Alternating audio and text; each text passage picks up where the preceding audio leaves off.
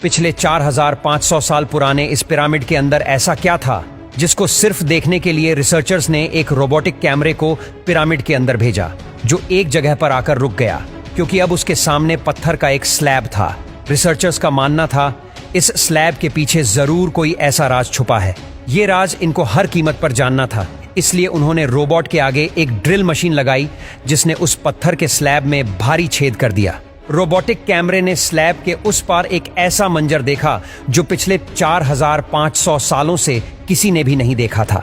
अब उस स्लैब के पीछे ऐसा क्या था, आइए जानते हैं। मिस्र यानी इजिप्ट में टोटल 138 ऊंचे तरीन पिरामिड मौजूद हैं। इनमें से सबसे ऊंचा और बड़ा pyramid the great pyramid of Giza कहलाता है। एक एस्टीमेट के हिसाब से इस पिरामिड में टोटल 23 लाख बड़े बड़े पत्थरों का इस्तेमाल हुआ, जिनमें से कई पत्थरों का वजन 50 टन भी था। लेकिन इतने ऊंचे और आलीशान पिरामिड बनाने का आखिर मकसद क्या था? The great pyramid of Giza सबसे ऊंचा और चौड़ा पिरामिड है। उसके अंदर अभी तक 2 हिडन चैम्बर्स तलाश किए जा चुके हैं। एक को किंग्स चैम्बर और दूसरे को क्वीन चैम्बर का नाम दिया गया है। जब पहली बार किंग्स चैम्बर के अंदर रिसर्चर्स की टीम गई तो उन्होंने उसके अंदर एक ऐसी चीज देखी जो बिल्कुल भी एक्सपेक्टेड नहीं थी। जी हाँ, उनको वहां 4500 साल पुराना ग्रेनाइट से बना हुआ एक ऐसा ताबूत मिला जो अंदर से खाली था। लेकिन हैरान करने वाली चीज ताबूत का मिलना नहीं था, बल्कि एक्सपर्ट्स ये देखकर हैरान रह गए कि इस चेंबर में अंदर आने का रास्ता सिर्फ ये छोटा सा सुराग है जिसमें से इंसान भी मुश्किल से आ सकता है। तो आखिर ये 1 पीस ग्रेनाइट का ताबूत अंदर कैसे आया?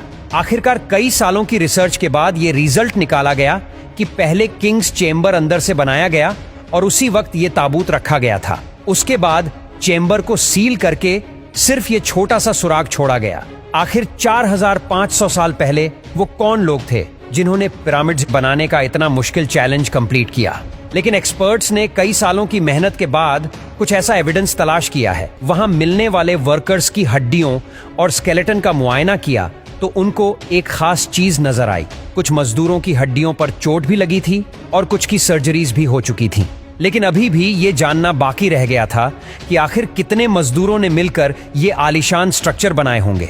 हजारों साल पहले ना ही उनके पास कोई मशीन्स थी और ना ही मॉडर्न टूल्स। तो जाहिर है उस वक्त पिरामिड बनाने के दौरान एक ही वक्त में काफी मजदूर लगे होंगे। हिस्ट्री से ये बात मालूम हुई कि पिरामिड को बनाने में कम से कम एक ही वक्त में 1 लाख मजदूरों की मदद ली गई थी। रिसर्चर्स का मानना था कि सिर्फ मम्मीज को दफनाने के लिए इतना तामझाम नहीं किया जा सकता, बल्कि इन पिरामिड का कोई और खास मकसद भी था।